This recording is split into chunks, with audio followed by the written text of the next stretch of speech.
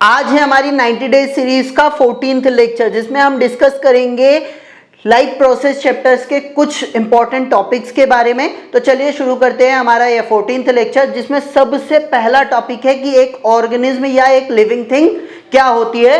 What is an organism और a living thing. हम एक इंडिविजुअल ह्यूमन बीइंग की बात कर ले, एक प्लांट की बात कर ले या एक माइक्रो ऑर्गेनिज्म की बात कर ले, तो वो एक सेल से बना होता है और वो सेल फर्दर ग्रो कर एक ग्रुप बनाकर क्या बनाती है, एक टिश्यू।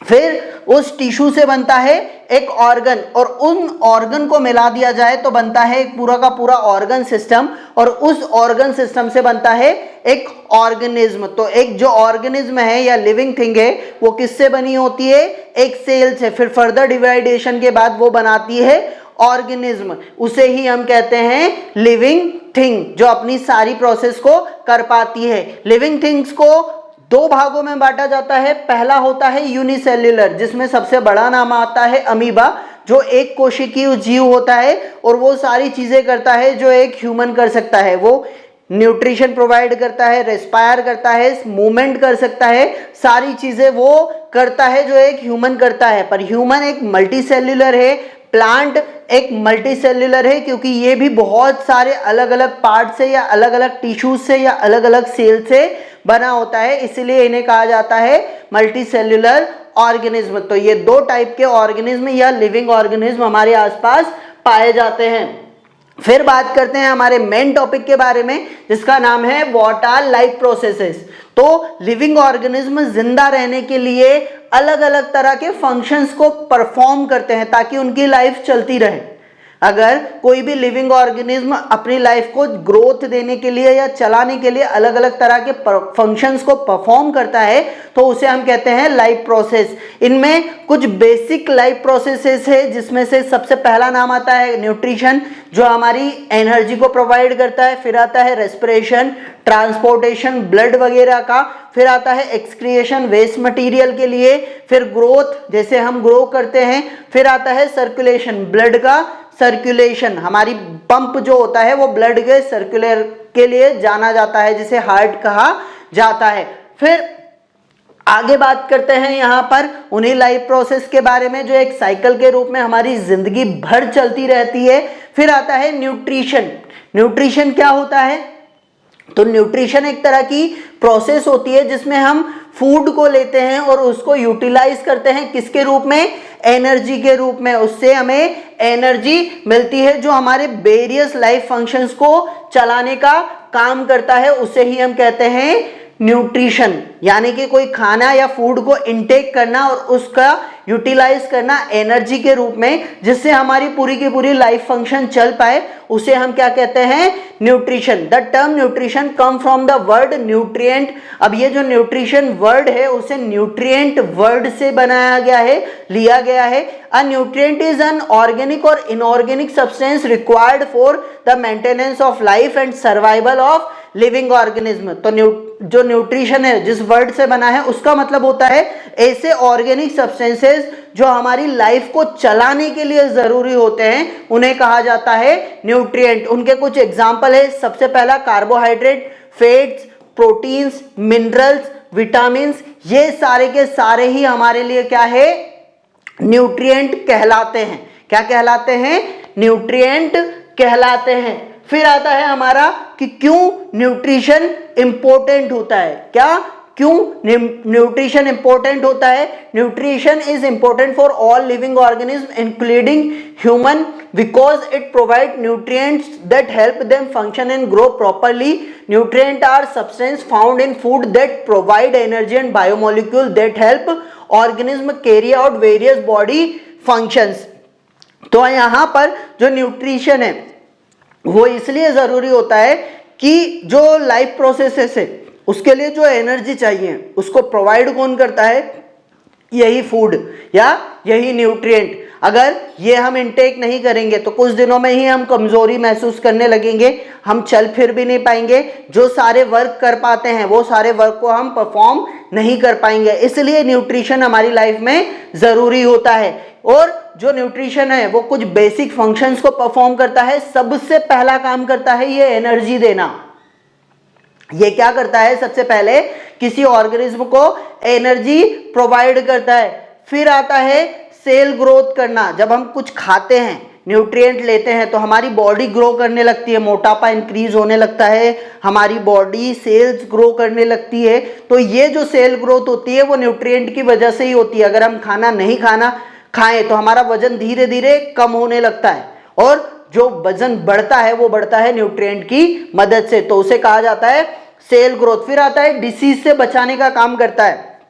जैसे कि डॉक्टर्स भी कहते हैं कि फल खाइए ताकि हमें कोई बीमारी ना हो, तो ऐसे ही अगर हम प्रॉपर खाना लेते रहें, फूड लेते रहे, तो हमें भी कोई बीमारी नहीं होगी, तो उससे हमारी डिसीज रेसिस्टेंस बनी रहेगी। मिनरल्स की जो नीड होती है, जैसे vitamin C, vitamin B, vitamin D, जो हमारी बॉडी के लिए ज़रूरी होता है, वो सब की फुलफिलमेंट कौन करता है, यही न्यूट्रिएंट करते हैं। फिर fluid, nutrient provide fluid to various part of the body. तो हमारी बॉडी में जो फ्लूइड की जरूरत पड़ती है, जैसे ब्लड की जरूरत पड़ती है या दूसरे फ्लूइड जो हमारी बॉडी में पाए जाते हैं, उन सब को कौन प्रोवाइड करता है या बनाने में मदद करता है, वो सब है न्यूट्रिएंट। और इसी की मदद से हमारी बॉडी फ्लूइड को जनरेट कर पाती है या बना पाती है।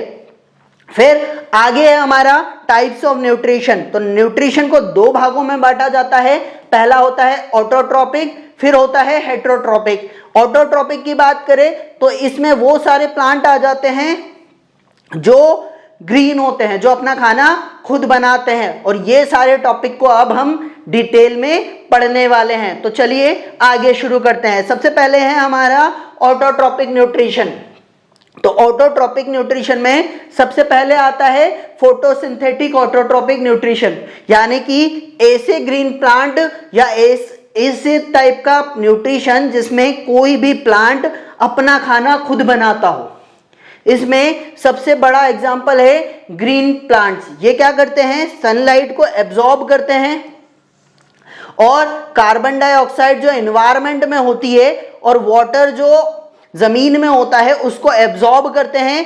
तो इन दोनों के साथ में रिएक्ट करते हैं सनलाइट की मदद से। कहां पर, इनकी पत्तियों में क्लोरोफिल नाम का कंपाउंड पाया जाता है, वहां पर यह प्रोसेस होती है, और उस प्रोसेस के बाद क्या बनाते हैं, ग्लूकोज बनाते हैं, और साथ में ही एक बहुत जरूरी चीज बनाते हैं जो हमारी लाइफ को चलाने में मदद करती है, जिसे कहा जाता है ऑक्सीजन।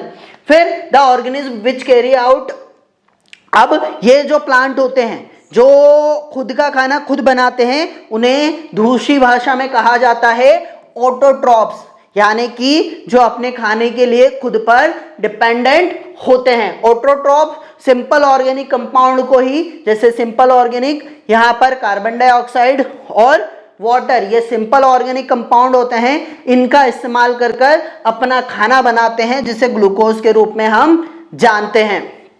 फिर यहाँ पर जो ऑटोट्रॉपिक न्यूट्रिशन होता है, इसमें सबसे जरूरी चीजें होती है रॉ मटेरियल। तो ये रॉ मटेरियल कहां से आता है, रॉ मटेरियल आता है सनलाइट से।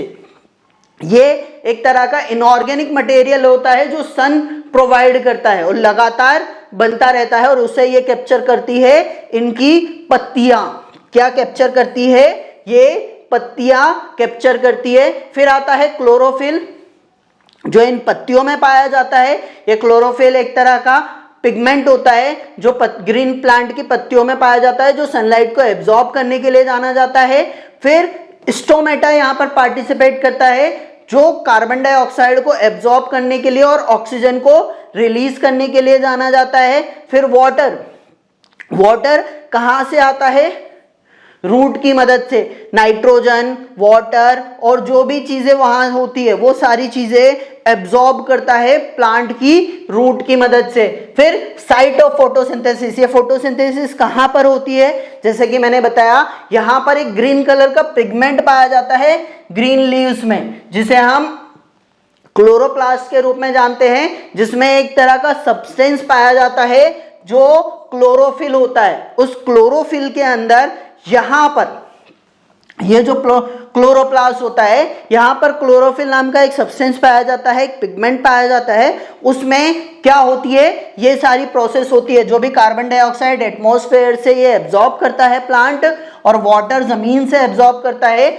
उसके बीच में लाइट एनर्जी आती है, जिसकी मदद से वो क्या बनाता है, ग्लूकोज, और साथ में ही मोस्ट इंपॉर्टेंट चीज जिससे एक जिंदगी चलती है, जिसे कहा जाता है ऑक्सीजन।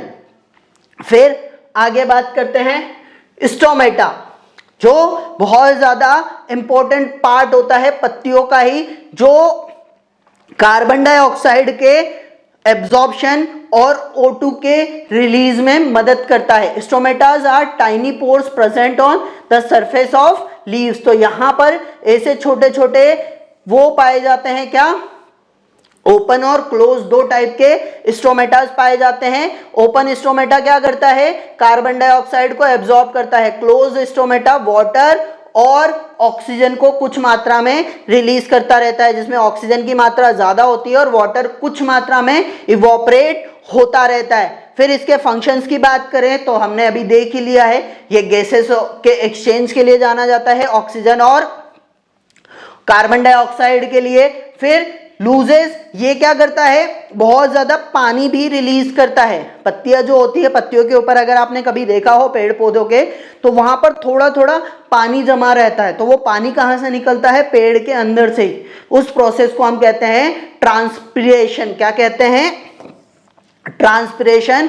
जब धीरे धीरे पानी बाहर रिलीज होता रहता है। फिर बात करते हैं यहाँ पे मेन इवेंट की, जो फोटोसिंथेसिस में होता है। सबसे पहला होता है मेन इवेंट, वो होता है क्लोरोफिल पर, जब ये लाइट एनर्जी को एब्जॉर्ब करता है। फिर लाइट एनर्जी को किस में बदल देता है, ये केमिकल एनर्जी में। किस में बदल देता है, केमिकल एनर्जी में, जिसमें ये वाटर और हाइड्रोजन, ऑक्सीजन को, वाटर को दो भागों में, हाइड्रोजन और ऑक्सीजन में डिवाइड कर देता है। और उसी कार्बन डाइऑक्साइड को, जो कार्बन डाइऑक्साइड को ये एब्जॉर्ब करता है, उसी कार्बन डाइऑक्साइड को क्या कर देता है, रिड्यूस कर देता है। किसमें, कार्बोहाइड्रेट में, जिसे हम ग्लूकोज के रूप में जानते हैं। और ये प्रोसेस कहलाती है फोटोसिंथेसिस। फिर आता है कीमोसिंथेटिक। अभी तो हमने फोटोसिंथेसिस की बात की, जो लाइट की मदद से होती है।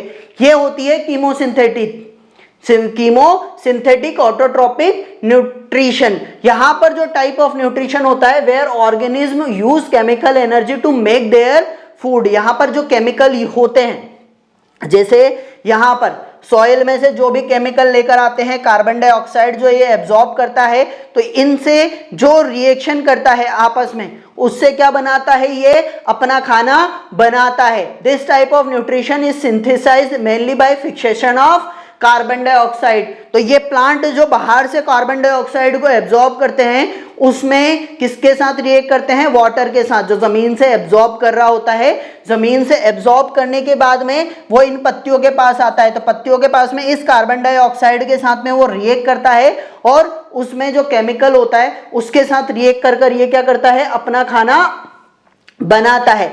An example of include nitrifying bacteria methanomonas और sulphur bacteria nitrosomonas hydrogen bacteria. अब इनके एग्जाम्पल की बात करें तो ऐसे बैक्टीरिया ये सारी चीजें परफॉर्म करते हैं, जो बाहर से नेगेटिव गैसेस को एब्जॉर्ब करने के लिए जाने जाते हैं, जिसमें सबसे बड़ा नाम है नाइट्रीफाइंग बैक्टीरिया, जो नाइट्रोजन को बाहर एनवायरनमेंट से एब्जॉर्ब करते हैं और उसकी मदद से क्या बनाते हैं, अपना खाना खुद जनरेट करते हैं, जिसे हम कहते हैं कीमोसिंथेटिक एटोट्रोपिक न्यूट्रिशन, यानी कि केमिकल की मदद से अपना खाना बनाने वाला पदार्थ या जो बैक्टीरियाज होते हैं वो। फिर बात करते हैं यहाँ पे हेट्रोट्रोपिक न्यूट्रिशन की। तो हेट्रोट्रोपिक न्यूट्रिशन एक तरह का न्यूट्रिशन होता है जिसमें ये अपना खाना खुद बनाने की एबिलिटी नहीं रखते, इसलिए ये किसी और पर डिपेंड होकर अपना खाना बनाते हैं। इसीलिए ये डायरेक्ट किसी पर डिपेंड होते हैं या इनडायरेक्ट। जिसको तीन भागों में बांटा जाता है। पहला होता है सेप्रोट्रोपिक न्यूट्रिशन, तो ये से एनिमल्स या ऑर्गेनिज्म छोटे छोटे जो डेड बॉडीज को या डिकेइंग एनिमल बॉडीज को खाते हैं। जैसे अगर हम मर गए, हमें गाड़ा जाए, तो हमारी जो डेड बॉडी वहाँ पर कफन में होगी या जो ताबूत होगा उसमें होगी, उसको जो खाते हैं उसे हम कहते हैं सेप्रोट्रॉफिक न्यूट्रिशन। फिर आता है पैरासाइटिक। तो पैरासाइटिक वो होते हैं जिसमें लाइस यानी कि जुएं या टैपवॉर्म वगैरह होते हैं जो किसी ऑर्गेनिज्म के ऊपर चिपककर उससे खाना निकालते हैं और ये उसका खून चूसकर जिंदा रहते हैं। फिर आता है होलोजोइक, ऐसे ऑर्गेनिज्म जो अपना खाने को निगल कर खाते हैं, जिसमें दो नाम आते हैं, अमीबा, ह्यूमन बीइंग्स। ये दोनों की दोनों ही क्या करते हैं, अपने खाने को निगलते हैं, तो उन्हें क्या कहा जाता है, होलोजोइक न्यूट्रिशन, जो निगलकर खाना खाते हैं। तो हेट्रोट्रॉपिक को 3 भागों में बांटा जाता है, saprotrophic, parasitic, holozoic nutrition. Example भी हमारे पास है। अब बात करते हैं how organism obtain their food. सबसे पहला नाम आता है अमीबा का, जो एक तरह का यूनिसेल्युलर कंपाउंड होता है जो एक ही सेल से बना होता है। तो ये है हमारा अमीबा और ये है फूड मटेरियल। इस फूड मटेरियल के लिए वो एक तरह की ग्रोथ को डेवलप करता है जिसे कहा जाता है सीडोपोडिया। अब ये जो सीडोपोडिया है ये एक तरह के पंजों जैसा अपना ग्रो करता है, फिर उसके बाद उस खाने को अंदर जकड़ लेता है और फूड वैक्यूल बना लेता है। फूड वैक्यूल बनाने के बाद में धीरे धीरे इसमें से क्या करता है, खाने को एब्जॉर्ब करता है। एब्जॉर्ब करने के बाद में सारे के सारे न्यूट्रिएंट को एब्जॉर्ब कर लेता है, असिमिलेट कर देता है और जो बचा हुआ प्रोडक्ट होता है उसको यहाँ पर बाहर कर देता है, जिसे कहा जाता है इजेशन। यह 5 स्टेप में होती है। पहला होता है इंजेशन, जिसे ये कहा जाता है, यहाँ पर क्या हो रहा है, इंजेशन। फिर उसका होता है यहाँ पर डाइजेशन, जहाँ से मेन चीजें एब्जॉर्ब कर ली जाती है। फिर आता है धीरे थर्ड पॉइंट, जिसको एब्जॉर्प्शन के रूप में जाना जाता है। फिर आता है असिमिलेशन, मेन प्रोडक्ट जो हमारी उसकी ज़रूरत होता है उसको असिमिलेट कर लेता है, बॉडी के अंदर भेज देता है और बाकी के प्रोडक्ट को ये क्या कर देता है, बाहर इजेक्ट कर देता है, जो इजेशन के रूप में जानी जाती है। फिर आता है हमारा what happens to the food we eat. अब हम जो खाना खाते हैं उसके साथ में क्या होता है, तो 5 स्टेप होती है। पहला हम खाना इंजेक्ट करते हैं क्योंकि हम होलोजोइक होते हैं, एब्जॉर्ब उस खाने को लेंगे, फिर उसको छोटे छोटे पार्ट में तोड़ते हैं जिससे डाइजेशन कहते हैं, जो कॉम्प्लेक्स कंपाउंड को छोटे छोटे सब्सटेंसेस में डिवाइड कर देता है। फिर आता है उस सब्सटेंस को एब्जॉर्ब करने का काम, जो हमारा स्मॉल इंटेस्टाइन करता है, उसको एब्जॉर्ब कर लेता है। फिर आता है असिमिलेशन, उसको यूटिलाइज करने का काम जो हमारी पूरी बॉडी करती है। फिर आता है इजेशन, तो जो चीज़ हमारे लिए ज़रूरी नहीं होती है उसको हम क्या कर देते हैं, इजेक्ट कर देते हैं। वैसे ही अमीबा भी सेम चीज़ परफॉर्म करता है, वो भी उसकी ज़रूरत की चीज़ों को रखता है, बाकी की चीज़ों को बाहर कर देता है। फिर बात करते हैं ह्यूमन डाइजेस्टिव सिस्टम की। तो ह्यूमन डाइजेस्टिव सिस्टम को 2 भागों में बांटा हुआ है। पहला है एलिमेंट्री कैनाल, दूसरा होता है एसेसरी कैनाल, जिसके बारे में हम डिटेल में अब पढ़ेंगे। यहाँ पर एलिमेंट्री कैनाल की बात करें तो alimentary canal a long hollow tube which contain organ through which the food actually passes. तो वो सारे ऑर्गन्स जिनके अंदर से फूड एक्चुअली जाता है, जैसे कि oesophagus, stomach, small intestine, large intestine और एनस, ये सारे के सारे क्या हो जाएंगे हमारे लिए, डाइजेस्टिव सिस्टम के एलिमेंट्री कैनाल, जो एक्चुअल पार्ट होंगे जहां से फूड गुजरता है।